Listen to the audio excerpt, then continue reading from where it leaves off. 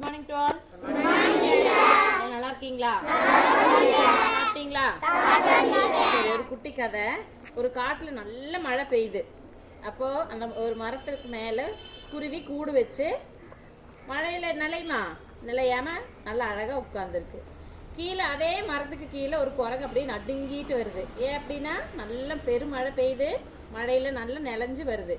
அப்போ இதை பார்த்தோன்னு குருவிக்கு பாவம், ஐயோயோ நம்மளாம் நிலையாமல் சேஃபாக இருக்கிறோமே, ஆனால் அந்த குரங்கு மட்டும் நிலஞ்சிட்டு இருக்குதே அப்படின்னு சொல்லி, நண்பா நீ பார்த்தியா மழை வரும்போது நீ நிலையிற, ஆனால் நாங்கள்லாம் பாரு வெயிலில் மழை இது வந்தாலும் எங்களுக்கு நிலைய மாட்டோம், ஏன் நாங்கள் பத்திரமா கூடு வச்சு இருக்கிறோம் அப்படின்னு சொல்லிச்சாமா.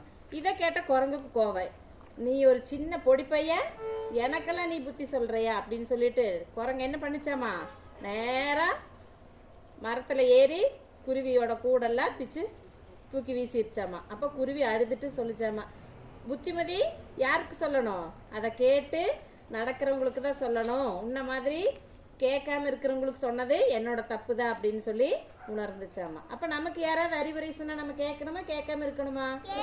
கேட்டு நல்ல வழியில் நடந்து வெற்றி அடைய என்னுடைய வாழ்த்துக்கள்.